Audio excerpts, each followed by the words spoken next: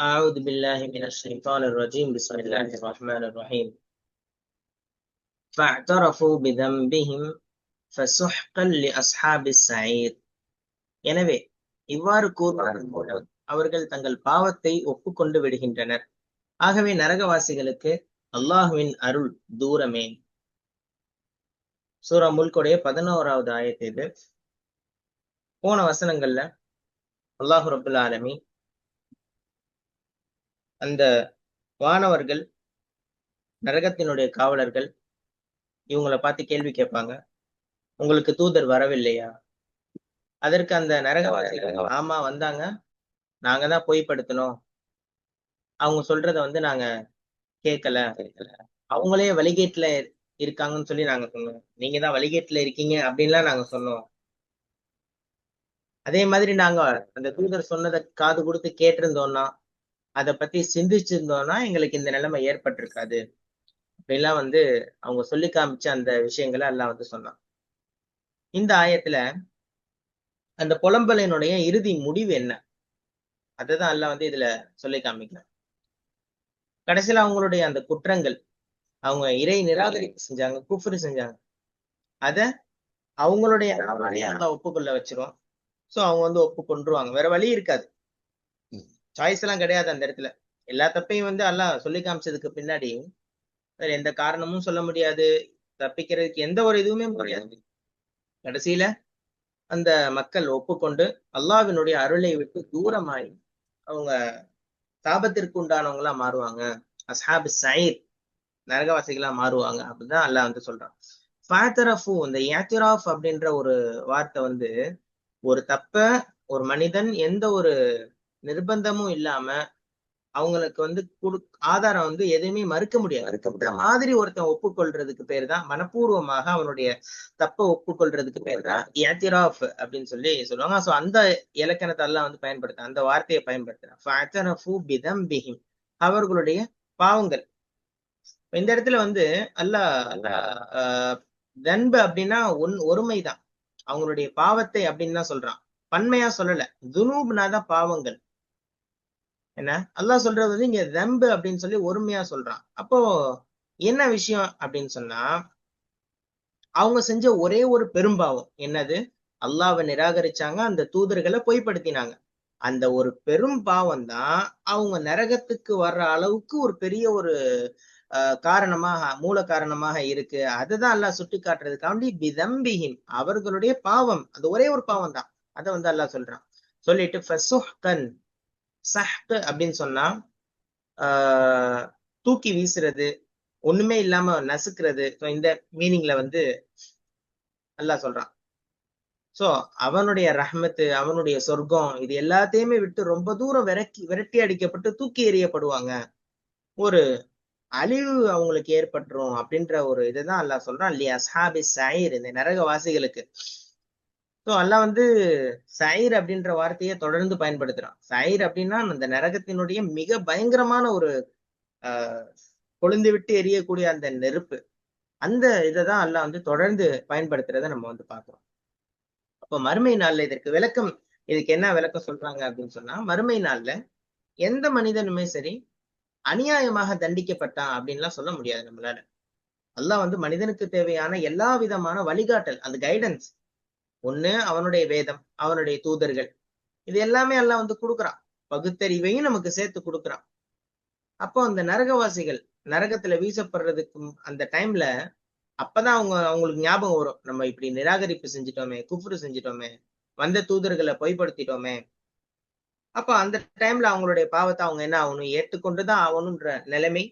அப்போ எந்த ஒரு சாக்கு போக்கும் சொல்ல முடியாது, அந்த பொய் கூட அவங்களுக்கு செல்லுபடி ஆகாது, வேற ஏதாவது பொய் சொல்லணும்னு நினைச்சா கூட அதுவும் முடியாது அப்படின்றத இதற்கு விளக்கமா சொல்றாங்க. இந்த சொஹ்கன் அப்படின்னு சொல்லி சொல்றது அல்லாஹ்வினுடைய அந்த தீர்ப்பு, கொழுந்து விட்டெறியக்கூடிய அந்த நரகவாசிகளுக்கு அந்த உங்களுக்கு வெகு தூரம் உண்டாகட்டும், அவங்க ரொம்ப தூரமா போயிட்டாங்க. சோ இதுக்கு ரெண்டு விதமான மீனிங் சொல்றாங்க. ஃபர்ஸ்ட் அல்லாஹ்வினுடைய ரஹ்மத்து, கருணை, மன்னிப்பு, அதே மாதிரி அவனுடைய சொர்க்கம், இது எல்லாத்தையும் விட்டு அவங்க நிரந்தரமாக விரட்டி அடிக்கப்படுறது, தூரமாக்கப்படுறது அப்படின்ற ஒரு பொருள் சொல்றாங்க. ரெண்டாவது சுஹ்கன் அப்படின்னு சொன்னா அவங்களுக்கு கிடைக்கிற ஒரு மிகப்பெரிய ஒரு சாபம். அவங்களுக்கு வந்து அழிவு, அவங்களுக்கு ஏற்படக்கூடிய கேடு, அவங்க அல்லாஹ்வினுடைய அந்த இறுதி தீர்ப்புக்கு பின்னாடி அவங்களுக்கு எதுவுமே இருக்காது. இந்த உலகத்துல தப்பு செஞ்சா நம்ம பாவ மன்னிப்பு கேட்கலாம், திருந்தலான்ற ஒரு ஒரு ஒரு சான்ஸ் இருக்கு. அப்படி அல்லாஹ் வந்து மன்னிக்கவும் செய்றான், அவன் வந்து நெருக்கத்தையும் குடுக்குறான். ஆனா மறுமையில நரகத்தை பார்த்ததுக்கு பின்னாடி அல்லது நரகத்தில் வீசப்பட்ட அந்த டைம்ல ஒருத்தன் தப்பு ஒப்புக்கொள்றான் அப்படின்னா எந்த ஒரு நன்மையும் கிடையாது. இன்னும் சொல்ல போனா அது அவமானமும் கூட. எவ்வளவு பேர் இந்த உலகத்துல ஆதம் அலைஹிஸ்ஸலாம் முதல் உலகம் அழிகின்ற வரை எல்லாருமே இருப்பாங்க அந்த இடத்துல. அப்போ எவ்வளவு பெரிய ஒரு அவமானமா இருக்கும். நம்மளுடைய சந்ததிகள் இருப்பாங்க, அதாவது நம்மளுடைய பிள்ளைகள் அப்படின்ற அந்த வரிசையும் இருக்கும், தந்தைமார்கள் அப்படின்ற வரிசையும் இருக்கும். எல்லாருக்கும் முன்னாடியும் நம்ம அசிங்கப்படுற மாதிரி ஒரு நிலைமை. அதுதான் வந்து அல்லாஹ் இங்க சொல்லி காமிக்கிறான். இந்த உலகத்துல சான்ஸ் இருக்கு, மறுமை நாள்ல எந்த சான்ஸுமே கிடையாது. சோ என்ன இதுல இருந்து நமக்கு என்ன புரியுது அப்படின்னு சொல்லி சொன்னா, மறுமையில நரகத்துக்கிட்ட நின்னு நம்ம அதாவது நம்ம தவறுகளை ஒப்புக்கொள்றதை விட, உலகத்திலேயே நம்மளுடைய தவற நம்ம ஒப்புக்கொண்டு அல்லாஹ் கிட்ட கையேந்தி மன்னிப்பு கேட்டு திருந்தணும் அப்படின்ற ஒரு சான்ஸ் இந்த உலகத்துல அல்லாஹ் கொடுத்திருக்கான். ஏன்னு சொன்னா, ஒரு மனிதனுக்கு ஃபர்ஸ்ட் அவனை பத்தி அல்லாஹ்வுக்கு நல்லா தெரியும்.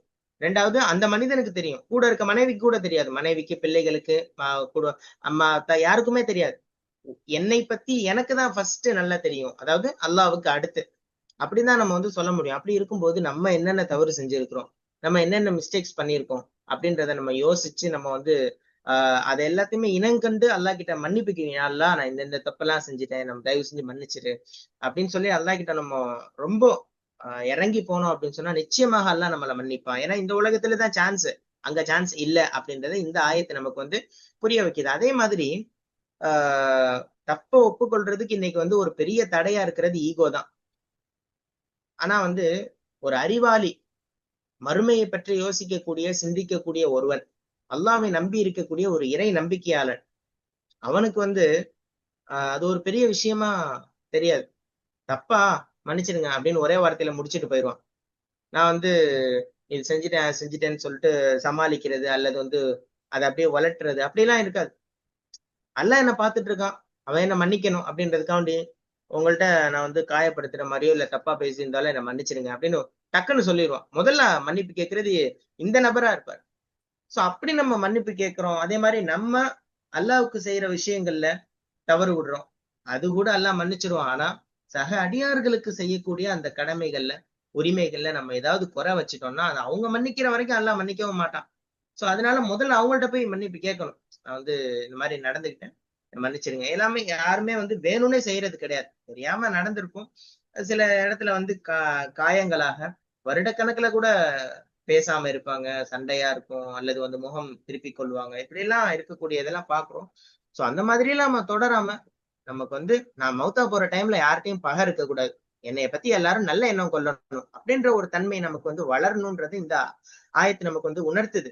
இங்க நீங்க ஒப்புக்கொள்ளுங்க, இங்க நீங்க எதுனாலும் மாத்திக்கோங்க, அங்க வந்து எந்த இதுவுமே பண்ண முடியாது. அந்த குற்றவாளிகள் அவங்களுக்கு சாய்ஸ் எல்லாம் இல்ல, ஒரே ஆப்ஷன் தான், எஸ், ஏத்துக்கொண்டுதான் ஆகணும் அப்படின்றது. ஆனா இங்க எஸ் ஆர் நோ அப்படின்ற ஆப்ஷன் இருக்கு. சோ அதை வந்து அல்லாஹ் இதுல நமக்கு புரிய வைக்கிறான். அதே மாதிரி சின்ன பாவங்கள் ஏகப்பட்டது இருக்கலாம், ஆனா பெரிய பாவம் இருக்குல்ல, ஒரே ஒரு பெரும் பாவம், அது அவன் வாழ்க்கையவே முழுக்க அழிச்சிடும், மறுமையில அவனுக்கு வந்து ஒரு மிகப்பெரிய நாசத்தை ஏற்படுத்திடும்ன்றத இதுல வந்து நமக்கு புரிய வருது.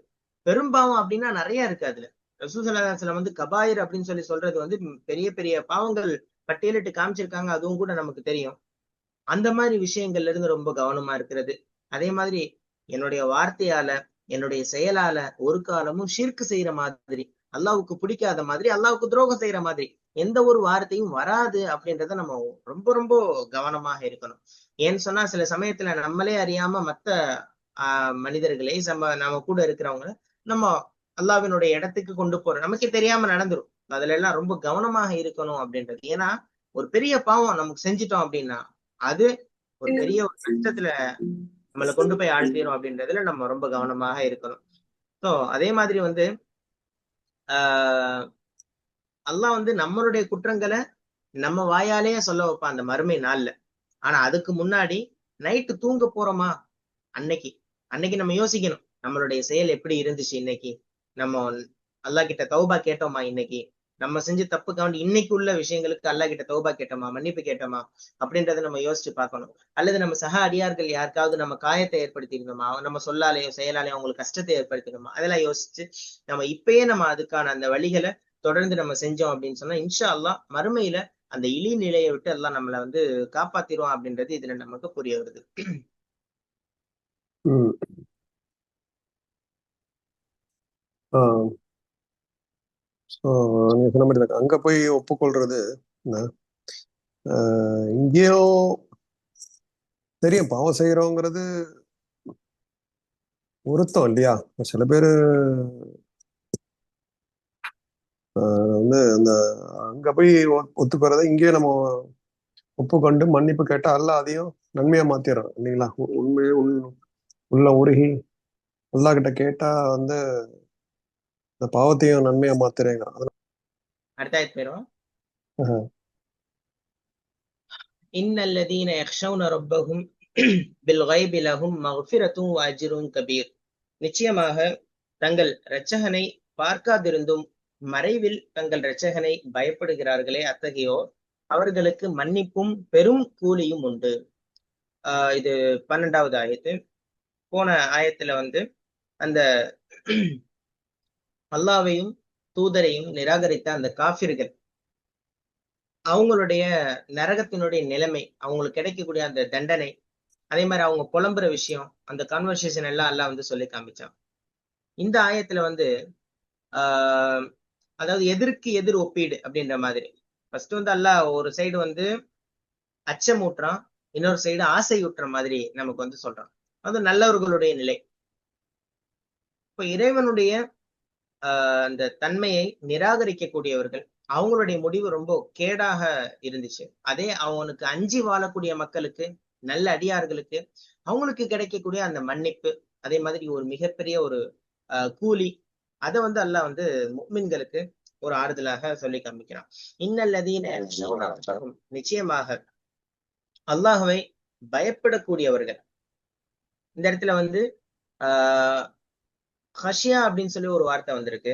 ஹவுஃப் அப்படின்னு சொன்னா பயம். ஆனா இந்த இடத்துல ஹஷியா அப்படின்றது வந்து அல்லாஹ்வினுடைய அந்த மகத்துவம், அதே மாதிரி அவனுடைய பேராற்றல், இது எல்லாத்தையுமே தெரிஞ்சு மனப்பூர்வமாக நம்ம பயப்படக்கூடிய அந்த இதுக்கு தான் ஹஷியா அப்படின்னு சொல்லி சொல்றாங்க. நார்மல் பயத்துக்கு வந்து ஹவுஃப்னு சொல்லுவாங்க. இதுல வந்து ஹஷியா அப்படின்னு சொன்னா அறிவுபூர்வமான மரியாதையுடன் கூடிய அந்த அச்சம், அதுக்குதான் வந்து அல்லாஹ் இந்த இதுல பயன்படுத்துறான். அதே மாதிரி ரப்பகும், இந்த ரப்பு அப்படின்றது வந்து காஃபிர்களை பத்தி அல்லாஹ் சொல்லும் பொழுது ரப்புன்னு தான் சொன்னான். வலில்லதீன கஃபரு பி ரப்பிஹிம் அப்படின்னு சொன்னா இதுல வந்து இதுலயும் யக்ஷௌன ரப்பகும் அப்படின்னு சொல்லி, அப்ப அதே நல்லடியார்கள் இந்த இடத்துல அதே ரப்பை தான் அஞ்சுகிறார்கள் அப்படின்னு சொல்லி அல்லாஹ் வந்து ஒப்பிட்டு காமிக்கிறான். ரப்பு அப்படின்னு சொன்னா தேவையான எல்லா விஷயங்களையும் பிறந்ததிலிருந்து இறந்தது முதல் இறக்கும் வரை எல்லா விதமான விஷயங்களையும் செய்யக்கூடியவன்.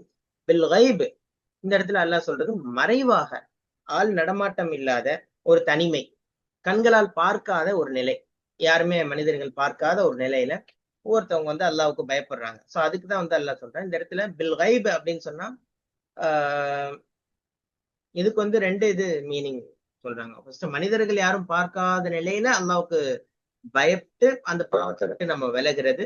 ரெண்டாவது வந்து அல்லாவையோ அதே மாதிரி சொர்க்கத்தையோ நரகத்தையோ இதெல்லாம் கண்ணுல பார்க்காம தூதர்கள் சொன்ன செய்தியை மட்டும் நம்பி அல்லாவுக்கு பயப்படுறது. இது ரெண்டுமே ரொம்ப முக்கியமானது. லஹும் மகுஃபிரத்துன், அப்படி பயப்பட்டோம்னு சொன்னா அவர்களுக்கு மகுஃபிரா, பாவ மன்னிப்பு. அதாவது பாவங்களை மன்னிக்கிறது அப்படின்னா மறைத்து மன்னிக்கிறது. கஃபர் அப்படின்னு சொன்னா அந்த இது தலையை வந்து மூடி பாதுகாக்கிற ஹெல்மெட் அந்த மாதிரி.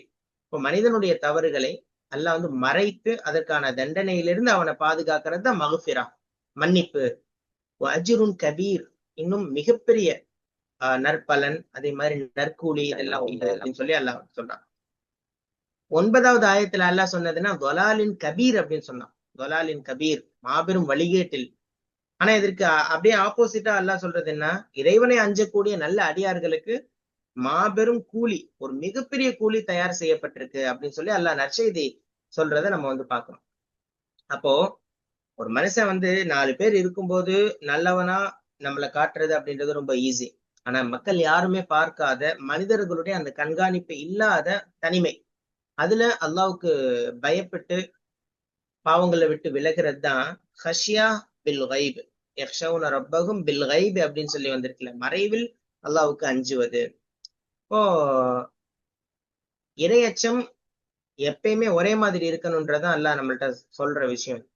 மக்கள் இருந்தாலும் சரி, மக்கள் இல்லாத தனிமையிலும் சரி, அல்லாஹ் என்ன பாக்குறான் அப்படின்ற ஒரு அந்த விஷயத்த நம்பி அதுக்கு பயந்து பாவம் செய்யாம விலகி இருந்தோம்னு சொன்னா அவங்களுக்கு தான் அல்லாஹ் 2 விதமான பாக்கியம் கொடுக்குறான். ஒண்ணு மகஃபிரா, முழுமையான மன்னிப்பு. மனிதன் பலவீனமானவன், தப்பு அவனுக்கே தெரியாம சில இடத்துல நடக்கலாம். ஆனா அவன் அல்லாவுக்கு பயந்து வாழும்போது அவனுடைய அந்த முந்திய செஞ்ச பாவங்கள் எல்லாமே அல்லாஹ் மறைத்து மன்னிச்சு விடுறான்.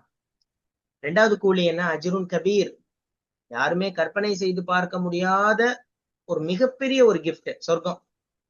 அதுல கிடைக்கக்கூடிய நிறைய நியமத்துகள், நிறைய விஷயங்கள், அவன் ஆசைப்படுற எல்லாமே அல்லாஹ் கொடுக்கறது அஜ்ருன் கபீர்.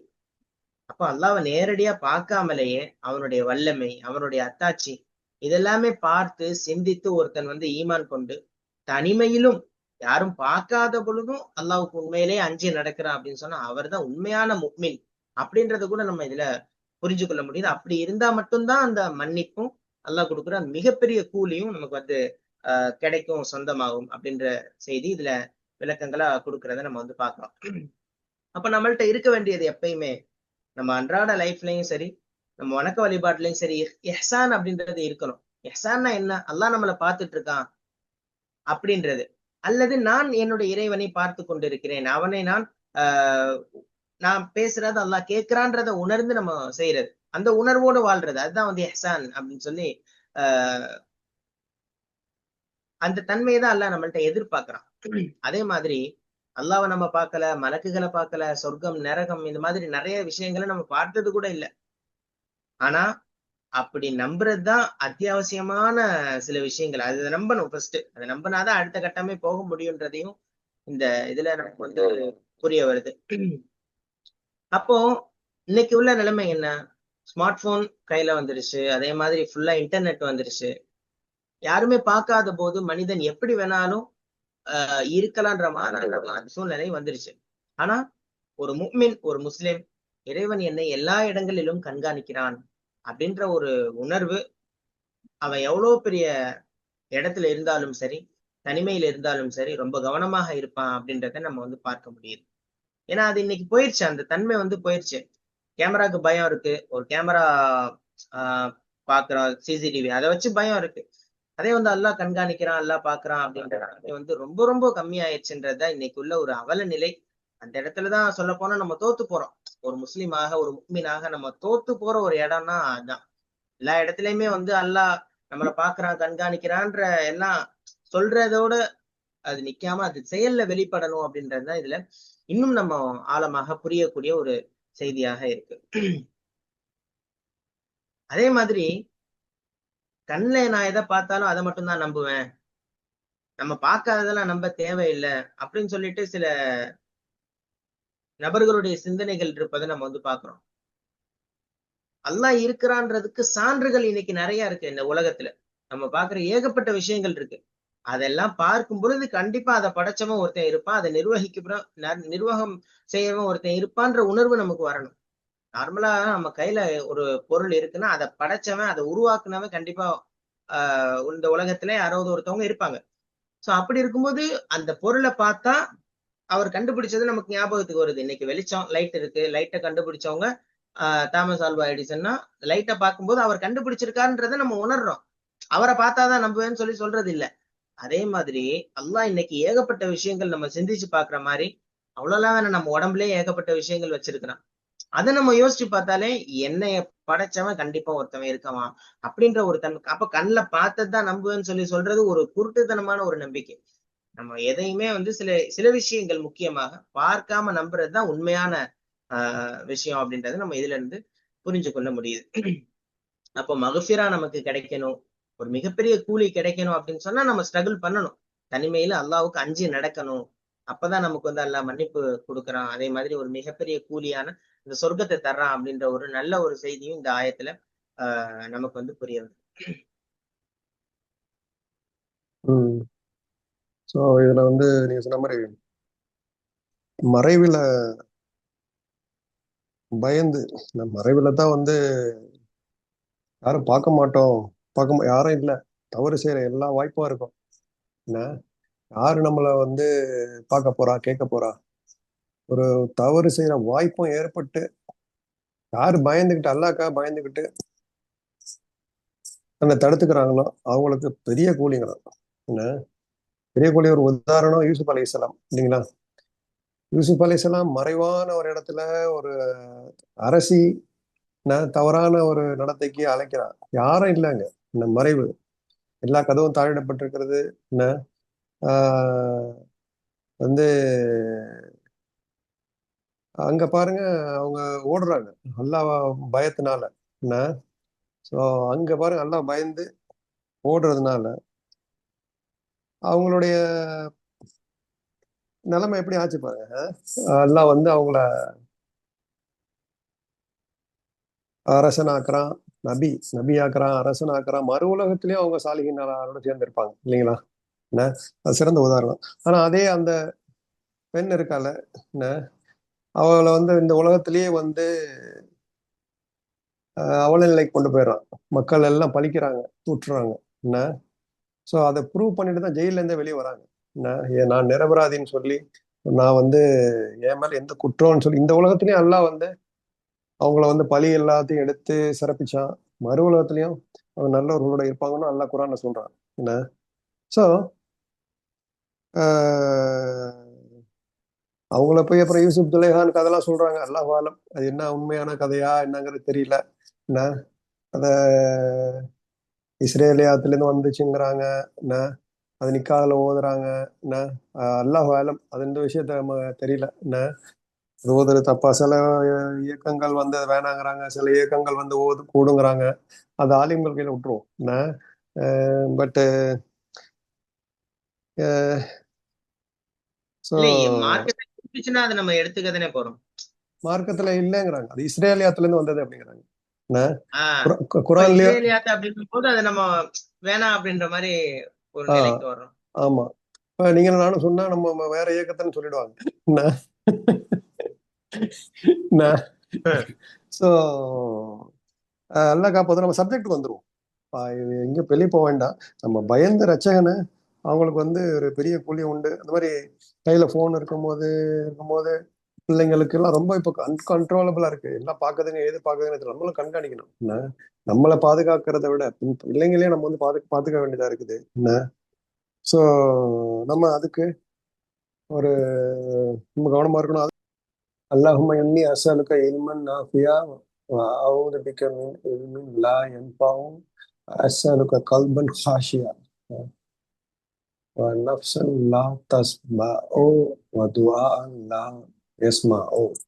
என்ன, இப்படி ஒரு துஆ ரசூலுல்லாஹி ஸல்லல்லாஹு அலைஹி வஸல்லம் கற்றுக் கொடுத்துருக்காங்க நமக்கு. என்ன, ஸோ இன்ஷா அல்லாஹ் அதை கேட்டா முதல்ல நம்ம அல்லாஹ் கிட்ட ஹெல்ப் கேட்கணும் இல்லையா? இந்த மாதிரி முதல் அல்லாஹ் கிட்ட கேட்டா தான் வந்து நம்ம மனசை வந்து அந்த மாதிரி ப்ரிப்பேர் பண்ணி வைப்பான். என்ன, எதுக்குமே முதல் வந்து ஓட வேண்டியது அல்லாஹ் கிட்ட தான் ஓட வேண்டியதா இருக்கு. என்ன, இந்த மாதிரி பிரச்சனை, இந்த மாதிரி பயம் எனக்கு வரணும் அப்படின்னா அல்லாஹ் கிட்ட தான் நம்ம ஹெல்ப் கேட்கணும்.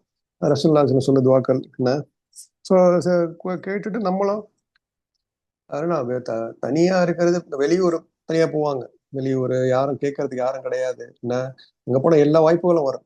என்ன, அங்க போய் யார் வந்து அந்த வெளியூர் போய் பாதுகாக்கிறதுக்கு அதுக்கு ஒரு துவா சொல்லி கொடுத்துருக்காங்க. இந்த மாதிரி வெளியூர்ல போனா நான் வந்து என்னை வந்து பாதுகாத்து வை எல்லாம் அப்படிங்கிறதுக்காக. இருந்தாலும் இந்த மனசு தக்குவா, இந்த கல்பன் ஹாஷியா இருந்துச்சுன்னா இன்ஷா அல்லாஹ் நம்ம இந்த மாதிரி சுச்சுவேஷன்ல இருக்குது. பெரிய கூலிங்கிறான் எல்லாம். அஜுரன் கபீர். என்ன, அஜுரன் கபீர்னா யூசுப் அலைஹிஸ்ஸலாம் தான் நினைப்பு வருது இப்போ இல்லைங்களா? என்ன, ரெண்டு உலகத்திலையும் பெரிய ஒரு பாக்கியத்தை கொடுத்தான். நான் இந்த உலகத்திலயும் அவங்கள மன்னர் ஆக்கினா மறு உலகத்திலயும் சாலிகளா இருப்பாங்க. அவங்களும் மன்னிச்சாங்க மற்றவங்களையும். அங்க வந்து மன்னிப்புங்கிறான், அல்ல மன்னிப்பு கொடுக்குறான். நம்மளும் மற்றவங்களை மன்னிச்சா நமக்கும் வந்து ரசூலுல்லாஹி பாருங்க வந்து இது அவுட் ஆஃப் சப்ஜெக்ட். ஆபத்துல வராங்க, வெற்றியாளரா வராங்க, மன்னிச்சிடுறாங்க எல்லாரையும். என்ன, யூசுப் அலைஹிஸ்ஸலாம் வந்து தன் பிரதர்ஸ் எல்லாத்தையும் மன்னிச்சிடுறாங்க, இவ்வளவு அநியாயம் செஞ்சாலும். என்ன, ஸோ அப்படிப்பட்ட எண்ணம் அல்லாஹ்க்கு பயந்து மன்னிச்சாலும் நம்மள அல்லாஹ் வந்து இன்னும் தர்ஜா உயர்த்துறான் இல்லைங்களா. நான் பழி வாங்குவேன் அவங்கள வந்து, கண் என்ன செய்வேன், வாங்கலாம். தவறு செஞ்சவங்களுக்கு வந்து மார்க்கத்துல அனுமதி இருக்குது. நான் கண்ணுக்கு கண் பல்லுக்கு பல்லுங்கிறது வந்து குர்ஆன் சொல்லுது. நான் கொலை செய்வேன்னா என்ன, அந்த கொலை தண்டனையில வந்து அதுல நன்மைகள் இருக்குன்னு சொல்லுது மார்க்கம். என்ன, அது வந்து அது பெரிய டாபிக்னு வச்சுக்கோமே.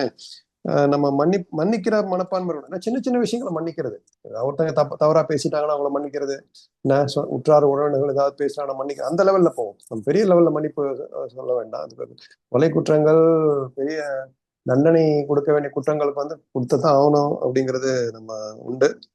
அது பெரிய சட்டங்கள்லாம் இருக்கு. அந்த கொலை செய்யப்பட்ட அல்லது அநியாயம் செய்யப்பட்ட ஃபேமிலி வந்து மன்னிச்சு விட்டுட்டாங்கன்னா ஆமா, இவங்க மன்னிக்கலாம். ஓகே, அதுவும் சட்டங்கள் இருக்குது. அது நிறைய ஃபத்வாக்கள்லாம் இருக்குன்னு வச்சுக்கோங்களேன். நம்ம என்ன மன்னிச்சு இந்த மாதிரி மறைவான இடத்துல நம்ம அல்லாவுடைய ஹாஷியாவோட நல்லா பார்த்துக்கிட்டு இருக்கிறாங்கிற பயந்து என்ன, பயம் என்ன, நம்ம தப்பு செஞ்சு நம்ம ஏன் பயப்படுறோம். மனைவி அத்தா அம்மாக்கெல்லாம் வந்து நமக்கு ஒரு பயம் இருக்கும் இல்லையா. ஒரு தவறு செஞ்சுட்டா நம்ம மனைவி வந்து ஒரு பயம் இருக்கும். ஏன் பயப்படுறோம், ஒரு அன்புனாலதான் இல்லையா.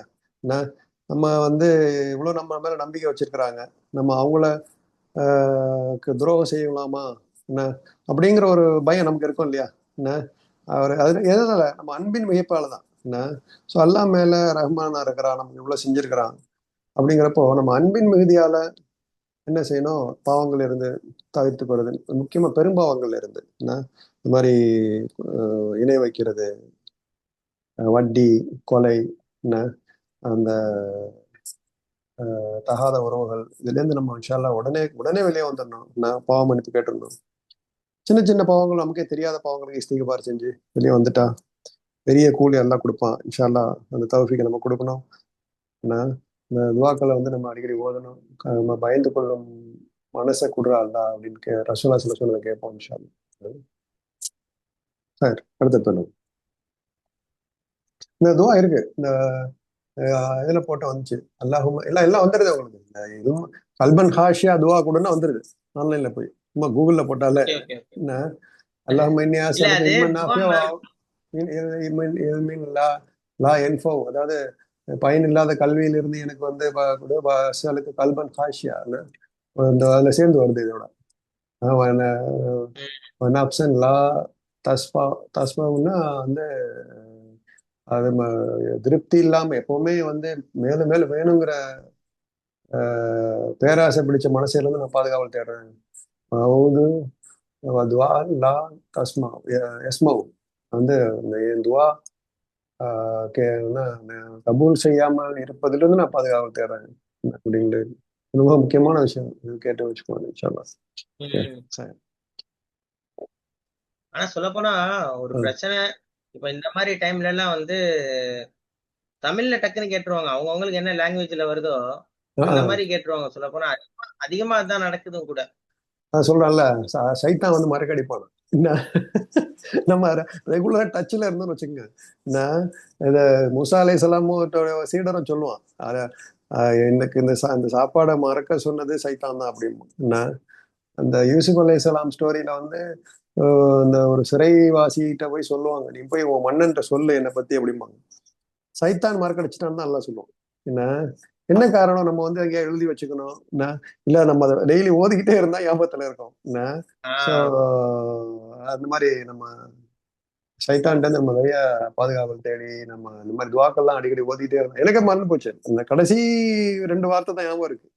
இனத்தாலிமீன் அப்படின்னு தான் ஞாபகம் இருக்கு. இன்னி குன்து மினத, அதுக்கு முன்னாடி வர்றது என்னன்னு தெரியல. லா இலாஹ இல்லா அந்த சுபஹானக இன்னி குன்து மினத்தாலிமீன்ங்கிறது இப்போ வந்து திருப்பி ஆயிடுச்சு இன்ஷா உங்களுக்கு அல்லாஹ். உங்களுக்கு அப்படியா? எனக்கு வந்து துவா ஞாபகம் இருக்கு, லா இலாஹ இல்ல. ஆனா அது யாரு கேரக்டர்ன்றது மாத்தி சொல்லிட்டாரு. இது வந்து யூனுஸ் அலைஹிஸ்ஸலாம் தாங்க. அவங்க வந்து ஒரு சின்ன ஆமா ஆமா, ஒரு பாத்துட்டேன். துணுப்புனால மீன் வயிற்றுக்குள்ள இருக்கும்போது. அவங்கள தூக்கி கடல்ல போட்டுருவாங்க, மீன் முழுங்கிரும்.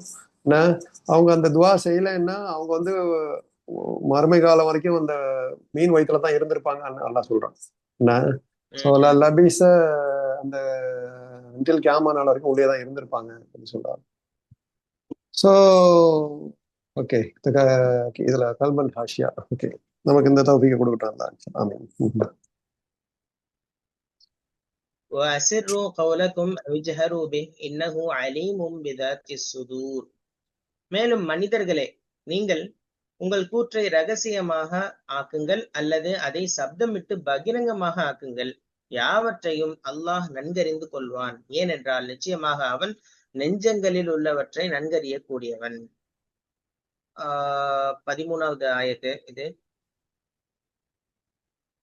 போன ஆயத்துல தனிமையில் அல்லாஹ்வுக்கு அஞ்சி யார் நடக்கிறாங்களோ அவங்களுக்கு மன்னிப்பு உண்டு, அதே போன்று அவங்களுக்கு வந்து ஒரு மிகப்பெரிய கூலி உண்டுன்றத அல்லாஹ் சொன்னான். இந்த ஆயத்துல ஏன் வந்து மனிதன் மறைவிலும் அல்லாஹ்வுக்கு பயந்து வாழணும் அப்படின்றதுக்கான காரணத்தை சொல்றான்.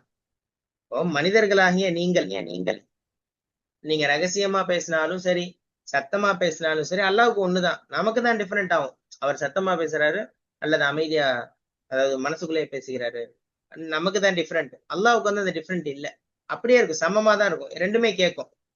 அதே மாதிரி நீங்க வெளியில பேசுற பேச்சோட மட்டும் நிக்காம நீங்க உள்ளத்துல மறைச்சு வச்சிருந்தாலும் அந்த எண்ணங்கள் கூட அல்லாஹ்வுக்கு வந்து துல்லியமா தெரியும்.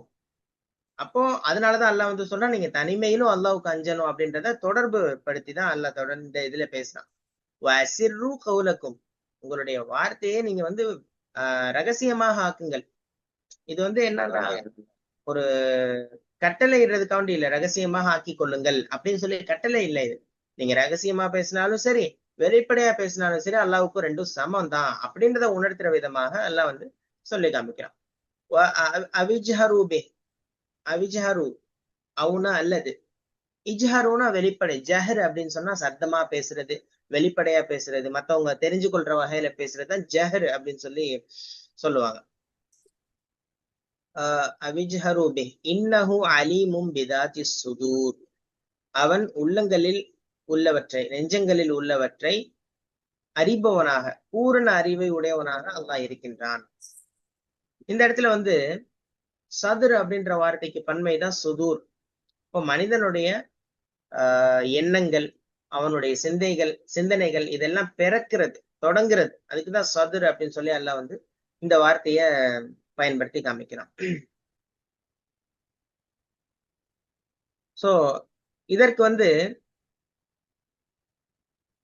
விளக்கங்கள் என்ன வருது அப்படின்னு நம்ம பார்க்கும் பொழுது, அல்லாஹ்வினுடைய அறிவுக்கு முன்னால் ரகசியம், வெளிப்படை அப்படின்லாம் ஒண்ணும் இல்லை. மனுஷங்களை பொறுத்த வரைக்கும் சத்தமா பேசுறது அப்படின்றது வந்து அதை கேட்கறதுன்றது ரொம்ப ஈஸி. ஒருத்தவங்க சத்தமா நம்மள்ட்ட பேசுறாங்கன்னா அது கேட்கறது ஈஸி. அதே வந்து அவங்க ரகசியமா பேசுறாங்க, அதாவது வந்து சவுண்ட் கம்மியா வச்சு பேசுறாங்க அப்படின்னு சொல்லினா அது ரொம்ப கஷ்டம் கூட, கேட்கவும் முடியாது. இன்னும் சொல்ல போனா மனசுல ஏதாவது ஒண்ணு நினைச்சிட்டாங்கன்னா அதெல்லாம் கேட்கவே முடியாது, அதை பத்தி யோசிக்கவும் முடியாது, அதுக்கு சாத்தியமே இல்லை. ஆனா அல்லாஹ் ரபுல் ஆலமீனுக்கு அப்படி எந்த ஒரு தடையும் இல்லை, எந்த ஒரு வித்தியாசமும் இல்லை. உள்ளத்தில் நினைக்கிறது, ரகசியமா பேசுறது, வெளிப்படையா பேசுறது எல்லாமே அல்லாஹ்வுக்கு வந்து சமம் அப்படின்னு. இன்னும் சொல்ல போனா தாத்தி சுதூர் அப்படின்னு சொல்லி அல்லாஹ் பயன்படுத்துறான். அதாவது உள்ளங்களில் இருப்பவற்றை, நெஞ்சங்களில் இருப்பவற்றை அல்லாஹ் வந்து அறிகின்றான். நாவு அசையாம, அதே மாதிரி உதடுகள் அசையாம மனிதன் அவனுடைய மனதுக்குள்ள நினைக்கக்கூடிய எண்ணங்கள், திட்டங்கள், ஆசைகள், அதே மாதிரி மற்றவர்களை பற்றி இருக்கக்கூடிய அந்த வஞ்சகங்கள், சந்தேகங்கள் எல்லாத்தையுமே அல்லாஹ் வந்து துல்லியமா அறிஞ்சு வச்சிருக்கிறான். மனிதன் இன்னும் சொல்ல போனா அவனுடைய மனதிற்குள்ள ஒரு விஷயத்தை யோசிக்கிறதுக்கு முன்னாடியே இது அவனுக்கு தோன்ற போகுதுன்றது கூட அல்லாஹ்வுக்கு வந்து நல்லா தெரியும். இப்படி அவன் யோசிக்க போறான்றது முதற்கொண்டு அல்லாஹ்வுக்கு நல்லாவே தெரியும். இப்போ மனிதர்கள் சக மனிதர்களோடு இருக்கும்போது அந்த ரகசியங்களை மறைக்க முடியுமே தவிர அல்லாஹ்வுக்கு முன்னாடி எதையுமே மறைக்கவே முடியாது. இந்த உணர்வு ஒரு மனிதன்கிட்ட ஆழமா இருக்கு, பதிஞ்சிருக்கு அப்படின்னு சொன்னா அவன் நாவினால தீமையான வார்த்தைகள் பேச மாட்டான், தீமையான எண்ணங்களை கொள்ள மாட்டான். மனதுல வந்து மத்தவங்களை பற்றி தவறான ஒரு எண்ணங்கள், இது எல்லாமே இதுல இருந்து பாதுகாத்துக் கொள்வான். ஏன் அப்படின்னு சொன்னா மத்தவங்களை பத்தி நம்ம தப்பா நினைச்சோம்னா ஒரு அதுவும் அல்லாஹ்வுக்கு தெரியும். மத்தவங்களை பத்தி நம்ம தப்பா அந்த சிந்தனை எல்லாம் இருக்கக்கூடாதுன்றது கூட அதுல இருந்து புரிஞ்சு கொள்ள முடியும்னு சொல்லி இதற்கு விளக்கம் கொடுக்கறத நம்ம வந்து பாக்குறோம். சோ இதுல இன்னொரு செய்தியும் நமக்கு வந்து புரியுது. மனிதனுடைய மனசுல தானா தோன்றி அதுவா மறையுது அப்படிப்பட்ட சில கெட்ட எண்ணங்கள் இருக்கு. அதுக்கு பேர் வஸ்வசான்னு சொல்லி சொல்லுவாங்க. அதுக்கு வந்து தண்டனை கிடையாது. எல்லாம் வந்து அதுக்கு வந்து அந்த மனிதனை தண்டிக்கிறது இல்ல. ஆனா அந்த தீய எண்ணம் அது ஆழமா வளர்ந்து அதை செய்யணும்ன்ற அளவுக்கு உறுதி ஆயிட்டான், செயலா மாறிடுச்சு அப்படின்னா அதுல இருந்து கணக்கு அவனுக்கு அது வந்து தண்டனைக்குரிய ஒரு குற்றமாக அல்லாஹ் வந்து மாற்றிடுவான். அப்ப ஃபர்ஸ்ட் ஏற்படக்கூடிய அந்த வஸ்வசா அந்த உள்ளத்துல அப்படியே அதுவா தொடங்கும், அதுவா போயிரும். அப்படி இருக்கக்கூடிய அந்த வஸ்வசாவுக்குலாம் வந்து அல்லாஹ் வந்து தண்டிக்க மாட்டான் அப்படின்றதையும் நம்ம வந்து புரிஞ்சு கொள்ள முடியுது. அதே மாதிரி துவா செய்யும் போது கூட நம்ம சத்தமா கேட்கணும்ன்றது கூட அவசியம் இல்லை. நம்ம அல்லாஹ் கிட்ட பேசுறோமா, நம்ம ரகசியமா பேசினாலும் அல்லாஹ்க்கு கேட்கும். அமைதியா இது பண்ணாலும் மெதுவா கேட்டாலும் அல்லாஹ்க்கு வந்து அப்படியே வந்து அது புரியும். சோ அந்த இடத்துல கூட நம்ம இஹ்லாஸ் இருக்கணும். நம்ம துவா கேட்கிறோமா, அது மத்தவங்களுக்கு டிஸ்டர்பன்ஸ் ஆகக்கூடாது. கத்துறது, இல்ல ஒரு வார்த்தையை மட்டும் அல்லாஹ் அப்படின்னு சத்தமா சொல்றது, இந்த மாதிரியான இதெல்லாம் வந்து சில பள்ளிவாசல்கள்ல சில நபர்களை வந்து பார்க்க முடியும். துவா கேட்கிறாங்க அப்படின்னு சொன்னா சில வார்த்தைகள் மட்டும் அப்படியே சத்தமா சொல்லி சொல்லி காப்பாங்க. அதனால பக்கத்துல இருக்கவங்களுக்கு டிஸ்டர்பன்ஸ் ஆகும். சோ அது கூட அல்லாஹ் விரும்பல. நீங்க ரகசியமா கேளுங்க, உங்க மனதுக்குள்ள நீங்க கேளுங்க, அது எனக்கு கேட்கும், அதற்கு நான் உங்களுக்கு பதில் கொடுக்குறேன்னு கூட அல்லாஹ் வந்து சில இடங்கள்ல சொல்லி காமிக்கிறதை நம்ம வந்து பாக்குறோம். அப்போ அல்லாஹ்வுக்கு மறைவான விஷயங்கள் தெரியாது அப்படின்னும், அல்லது வந்து மனிதன் வந்து ஒரு விஷயம் ரகசியமா செஞ்சோம்னா அத அல்லாஹ் வந்து அறிய மாட்டான் அப்படின்னு சொல்லி நம்புறது கூட அதுவும் கூட குஃப்ர்ல போயிரும். நம்ம என்ன செஞ்சாலும் அல்லாஹ்க்கு தெரியாது, அல்லாஹ் வந்து பார்க்க மாட்டான் நினைக்கிறது கூட என்ன ஆகும்னா அவனுடைய அறிவை வந்து நம்ம குறை சொல்ற மாதிரியான ஒரு இதாயிரும். நம்ம சொல்றதுனால ஒண்ணும் ஆக போறது இல்ல. இருந்தாலும் அந்த நடத்தை அப்படின்றது ரொம்ப தப்பான ஒரு இது அப்படின்றத இதுல புரிஞ்சு கொள்ள முடியுது. அப்போ மனிதர்கள் நம்மளுடைய அந்த வெளிப்படையான பேச்சு, நம்ம வெளிப்படையான அந்த முகபாவனை இதைதான் பார்ப்பாங்க. ஆனா அல்லாஹ் அப்படி இல்லை.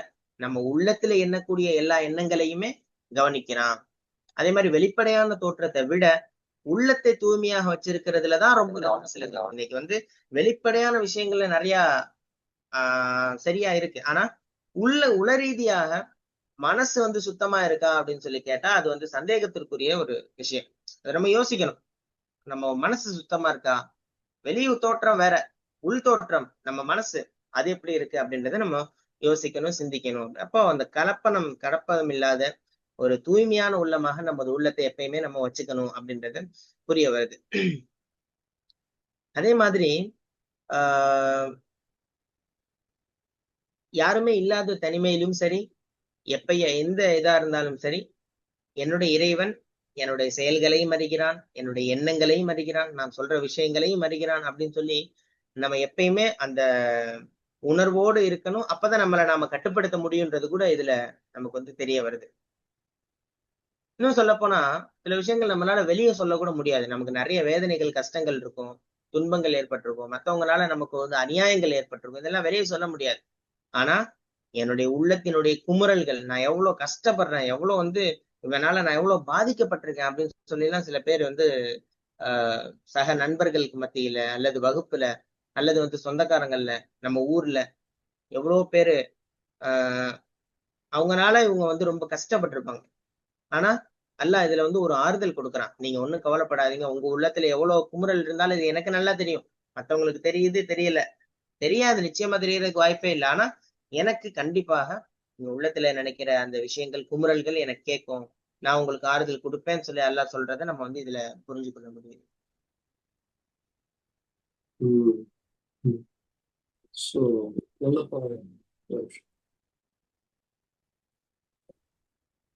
மறைவாக பேசினாலும் அதை வெளிப்படுத்தினாலும் நிச்சயமா அல்லாஹ் நெஞ்சங்களில் இருப்பதை அறிகிறான். ஸோ அதான் நம்ம முனாஃபிக் தனம் சொல்லுவாங்க இல்லையா, மனசுல ஒண்ணு வச்சுக்கிட்டு வெளிப்படையா ஒண்ணு பேசுறதுன்னு சொல்லுவாங்க. திட்டம், ஒரு சதி திட்டத்தோட வந்து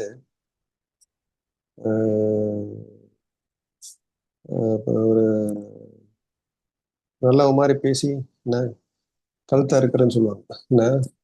ஸோ அது பெரிய பாவம் என்ன. ஒரு நம்பிக்கைக்கு துரோகம் செய்யறது மகள நம்பிக்கை நம்ப வச்சு என்ன. ஆனா அவனோட பின்னாடி பாத்தீங்கன்னா இன்டென்ஷன் வந்து அவனை ஏமாத்துறதே தான் நோக்கமா இருக்கும் இல்லையா.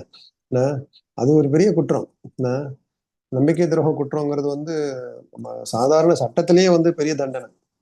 ஒரு ஒரு ஒரு கடையில வந்து வெளியில உள்ள வந்து திருடிட்டு போனா ஒரு தண்டனை, கடையில உள்ளவனே திருடான்னு வச்சுக்கோங்க, அதோட பல மடங்கு தண்டனை. ஏன்னா அவனை நம்பி முதலாளி வச்சுக்கும் போது அந்த வேலையை பயிர மேய்ஞ்ச கதையா என்ன, நம்பிக்கையாளர் மாதிரி நடிச்சு அவங்கள முதலாளியை ஏமாத்தும் போது தன்னுடைய இந்த மாதிரி பெரிய பாவம் உலகத்துல உலக சட்டமே சொல்லுது. அப்படின்னா அல்லாவே நம்ம வந்து நம்ம நம்புற மாதிரி காமிச்சுக்கிட்டு என்ன, மத்த ஷிர்க் வைக்கிறது என்ன, நிஃபாக் தனம், நம்ம இந்த மாதிரி அதுக்கும் துவாக்கள் இருக்கு. நான் அல்லா எனக்கு வந்து இந்த நிஃபாக் தனத்தை வந்து பாதுகாத்து வை அப்படின்னு நம்ம கேட்டுக்கிட்டே இருக்கணும்.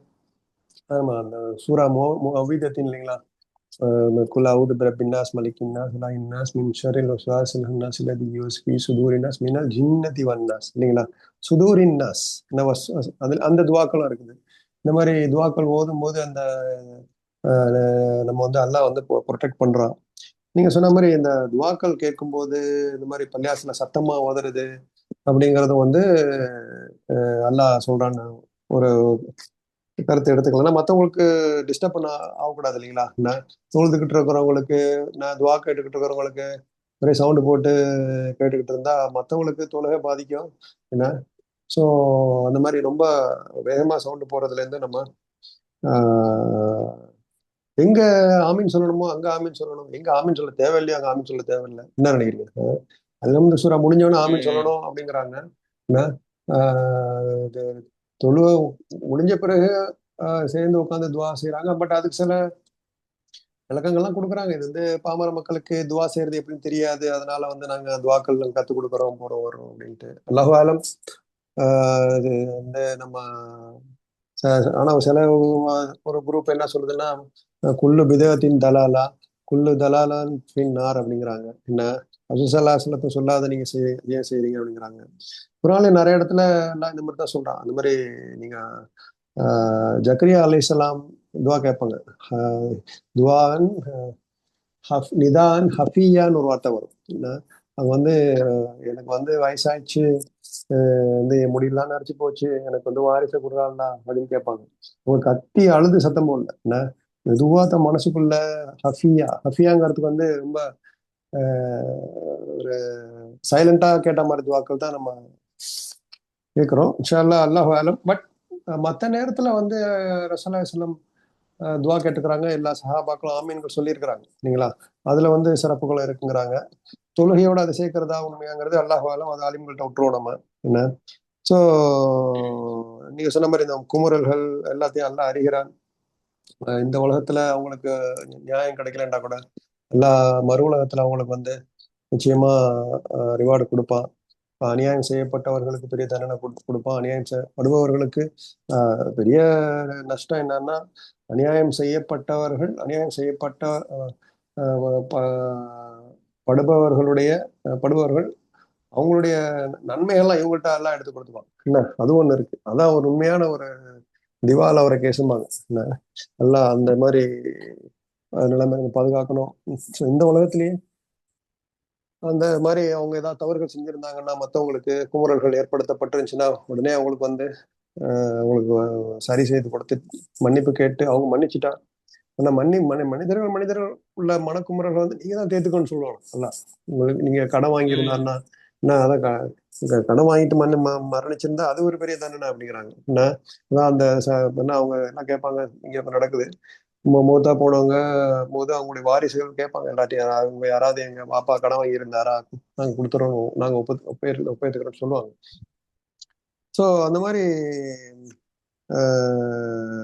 நம்ம மற்றவங்க மனசுல குமுறல்களோட நம்ம அநியாயம் இழைக்கப்பட தெரிஞ்சோ தெரியாம செஞ்சிருந்தா அதை நம்ம உடனே ரெக்டிஃபை பண்ணிடணும்.